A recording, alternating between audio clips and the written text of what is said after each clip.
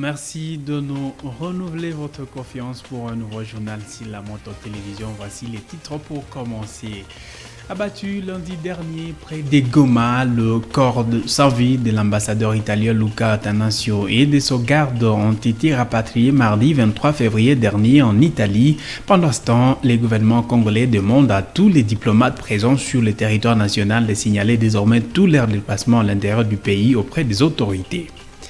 Et en justice, poursuite du procès de présumés assassins du docteur camerounais Richard Mouzoko, épidémiologiste de l'OMS, abattu, vous le savez, à Butembo en avril 2019. Ce troisième jour a été consacré à l'audition des témoins dans cette affaire. Voilà tout pour les sommaires.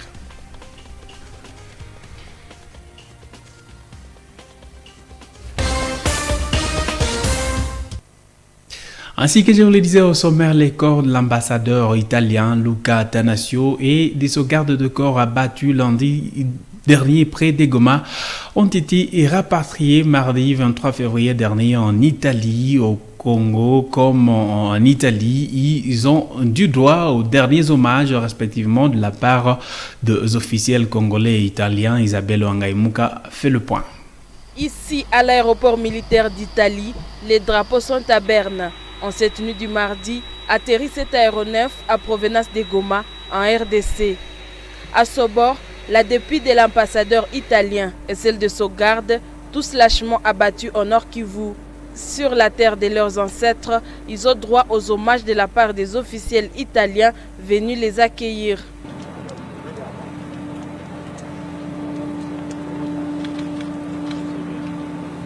Avant l'Italie, ce sont les autorités congolaises qui leur ont rendu leurs derniers hommages à Goma avant le rapatriement de leur corps.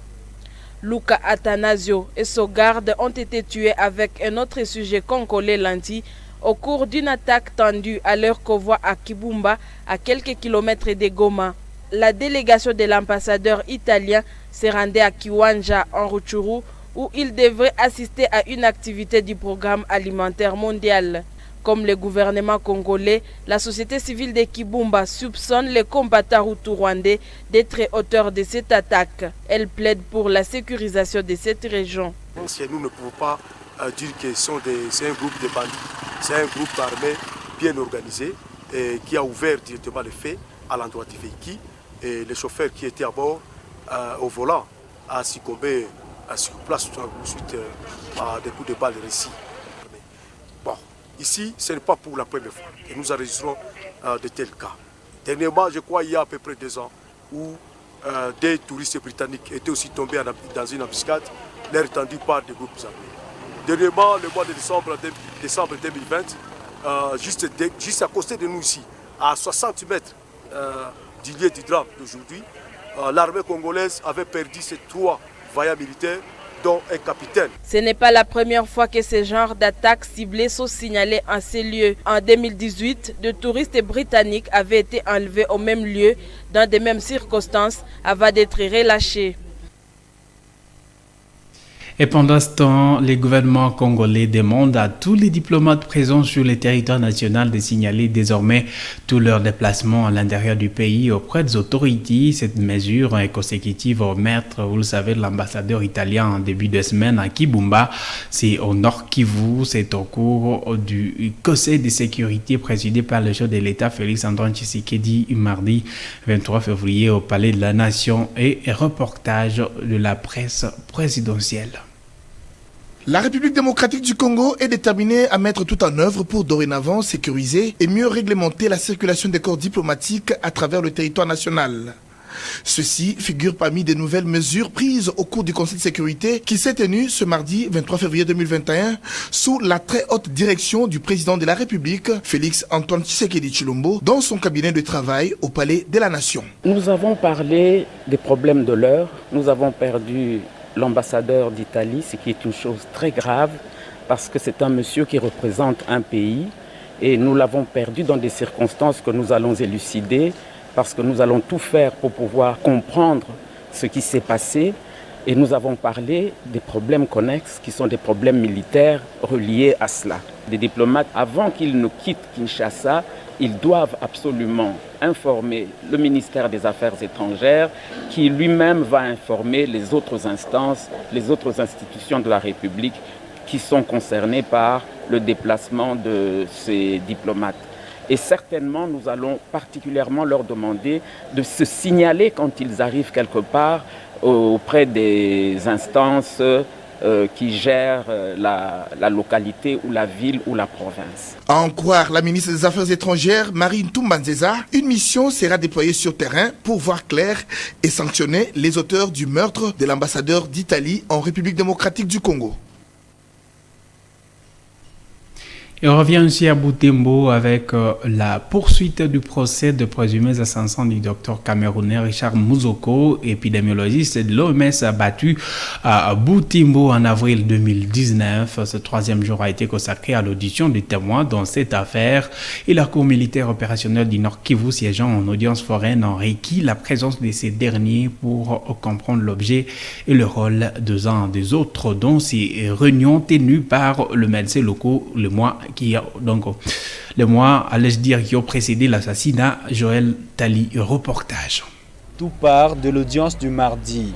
Le ministère public soutient que l'assassinat du docteur camerounais Richard Muzoko serait la suite logique de la décision prise par les médecins locaux de faire partir leurs homologues non originaires suite au conflit d'intérêts liés aux écarts de primes. Le colonel Ndaka soutient que des réunions avaient été tenues à décembre et à janvier par des médecins de Butembo, dont 3 sont à liberté contrôlée, pour planifier cette chasse aux non-originaires. Les 3 médecins aujourd'hui prévenus, à savoir Gilbert Kasereka, Hippolyte Sangala et Luendo Paluku, ont reconnu la tenue des réunions, notamment l'une le 3 décembre 2018, mais avec un autre objet.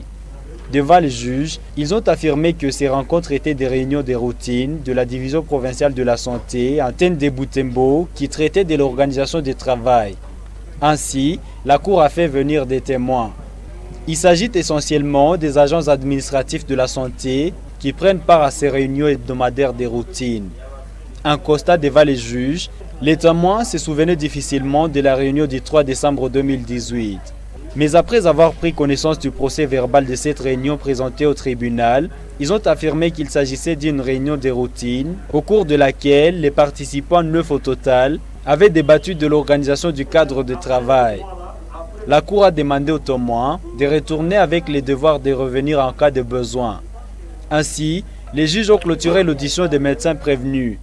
Ils devront amorcer ce jeudi l'audition des 5 autres prévenus, des citoyens lambda qui avaient, d'après le ministère public, participé d'une manière ou d'une autre à cette association des malfaiteurs. Et de penser à une autre, cette fois à Béni, où l'artiste musicien Idengo Delcato, auteur de la chanson politicien Scro, sera devant le tribunal de paix de la ville le 8 mars 2021. Il est accusé d'avoir offensé les chefs de l'État et les membres de l'Assemblée nationale. L'artiste les avait traités d'escrocs, leur reprochant de n'avoir pas tenu leurs promesses électorales. Delphin Mopanda. C'est après la sortie officielle de ce clip que l'artiste et musicien Idengo Delcato a été arrêté. Durant 10 jours, il a été détenu par les services de renseignement militaire de Béni avant d'être transféré au parquet près le tribunal de paix. Actuellement, il est à la prison centrale de Kangbay en attendant sa comparution à l'audience fixée au 3 mars 2021 prochain. Selon maître Philemon Ndambi Wandambi, membre du conseil du prévenu, Idengo est poursuivi pour en face au chef de l'État et aux membres de l'Assemblée nationale et faux bruit. Il précise que son client réitère que sa chanson n'est pas susceptible d'injurer les autorités, mais de les rappeler leurs promesses lors de la campagne électorale. Nous sommes en train de préparer assidûment la défense de notre client, M. Idengo. Il a un moral haut, parce que pour lui, il a dit que ce n'était pas une chanson d'injure ou une façon de pouvoir décrédibiliser ce que les chefs de l'État et les députés sont en train de faire. Mais néanmoins, il voulait rappeler tous les députés et les chefs de l'État au regard de toutes les promesses qu'ils ont eu à tenir pendant la campagne. Dans la chanson politicien escroc, en ce qui concerne le président de la République, l'artiste et musicien revient sur sa promesse de la délocalisation du Kakokolo pour Béni en vue de faire face à la persistance de l'insécurité dans cette région. Il rappelle également la canalisation des recettes de la province sur le recouvrement des plaques d'immatriculation lorsqu'ils citent le gouverneur et les députés élus de Béni ne sont pas en reste. L'ONG La Voix des Sans-Voix pour les droits de l'homme, dans un communiqué de presse publié le 13 février dernier, estime que le droit à la liberté d'expression de l'artiste et musicien Idengo Delcato a été violé et elle dénonce la politique visant à réduire au silence lieu et place de tirer les conséquences du contenu de la chanson. Selon l'ordonnance loi 300 du 16 décembre 1963, l'offense commise publiquement envers la personne du chef de l'État est punie d'une servitude pénale de 3 mois à 2 ans et d'une amende de 2 à 10 000 francs congolais ou d'une de ces peines seulement. Et la rentrée scolaire n'est pas du tout aisée pour les écoliers et élèves malattendants. Les encadreurs de ce dernier, à l'Épée-Mouangué, par exemple, déclarent éprouver des difficultés à les inculquer un rythme régulier de fréquentation de l'école. Pour y faire face, le responsable de cette école décide d'accompagner individuellement ses apprenants afin de leur donner la motivation à suivre le cours. Francine Moussoa, reportage. Ici, c'est l'école primaire Mouangué, spécialisée dans la formation des sourds-muets. À cette deuxième journée de la reprise des cours, après plus de 2 mois de vacances, ces apprenants malattendants éprouvent des difficultés à s'adapter. Si les uns continuent à s'absenter, les autres qui arrivent ont déjà oublié les matières, certains autres encore viennent sans objet classique. Leurs encadrés rappellent ainsi les parents à s'efforcer de les motiver à prendre conscience de la reprise des cours. Il y a certains parents qui encadraient peut-être les affaires à la maison, comme ils s'adaptent facilement. Mais il y a aussi d'autres enfants, peut-être qui avaient oublié même où se trouvent leurs cahiers, leurs abasses. Ils ne s'adaptent pas vraiment. L'adaptation des enfants, ça viendra petit à petit.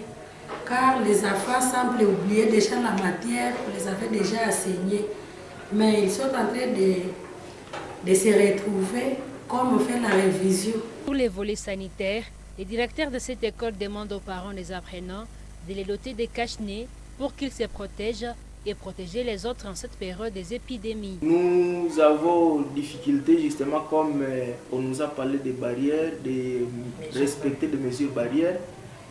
Certains enfants ne sont pas venus avec les cache-nez parce que les enfants, les parents ne sont pas encore procurés de ces cache-nez. Et nous demandons aux parents de payer les cache-nez à leurs enfants. Mais pour les lave-mains, nous n'avons pas de difficultés. Les mesures d'hygiène et la distanciation sociale sont respectées dans les salles des classes. Politique à présent, vous le savez déjà, le Premier ministre Samuel Condé poursuit les consultations de forces politiques pour la formation du gouvernement de l'Union sacrée de la nation et parmi les forces consultées mardi figure l'Alliance des acteurs pour la bonne gouvernance du Congo du ministre sortant de l'Industrie Julien Paluku Kahongya.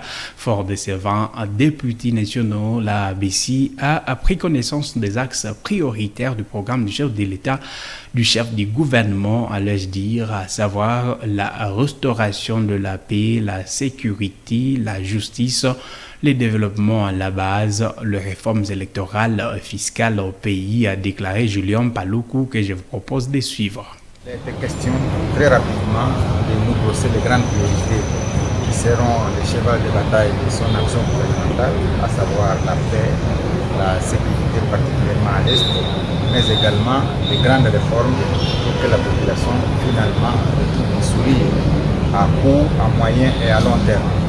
Et donc il a tenu également à rappeler que dans le prochain gouvernement, il faudrait qu'un certain nombre de critères liés à la probité, liés à l'intégrité, liés à la connaissance du pays accompagnent effectivement les vœux de ceux qui pourront être retenus dans ce gouvernement-là. Et que ce n'est pas un gouvernement qui n'aura pas d'autre chose que le bien-être de la population congolaise. Et donc ces orientations-là permettront à ce que dans les 24-48 heures, le gouvernement vienne déposer, le gouvernement vienne déposer sa contribution par rapport à la demande qui a été formulée, celle de voir le gouvernement AADC produire un travail qui permettrait au Premier ministre risque d'éveiller une population de l'ensemble du gouvernement qui va recevoir pour permettre d'étoffer le programme du gouvernement qui sera défendu devant l'Assemblée nationale.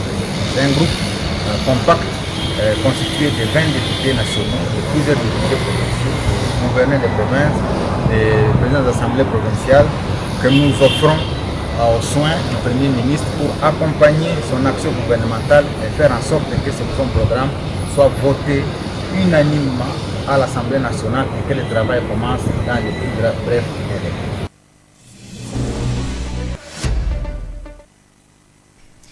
Sur l'ère des Jeux, poursuite du championnat local de football de la 2e division en ville de Butembo. Ce mercredi, c'était la 4e journée de la phase retour en cours depuis 3 semaines. Dans ce cadre de rencontres vécues au stade Van Nevel ex-Matokeo, à 14h, l'FC Pic Vert a eu raison du Simba Club par 2-0 et à 16h, Nouvelle Génération a gagné Lio Féroce par un score de début à 1 et la suite de ces championnats interviendra le premier jour de la semaine à venir.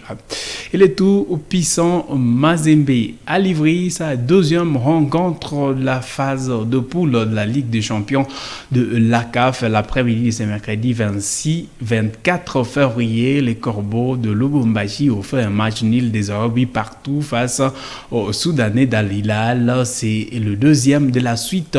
Le deuxième de suite, allais-je dire, pour les Anglebertois accrochés à domicile par les TS Belzidad d'Algérie il y a 2 semaines. La 3e journée de cette compétition interviendra dans une semaine, soit le 6 mars prochain. Et en Europe, 2 rencontres de la 8e de finale de la Ligue des champions de l'IFA ont vécu la soirée de mardi 23 février dans une des rencontres en Espagne.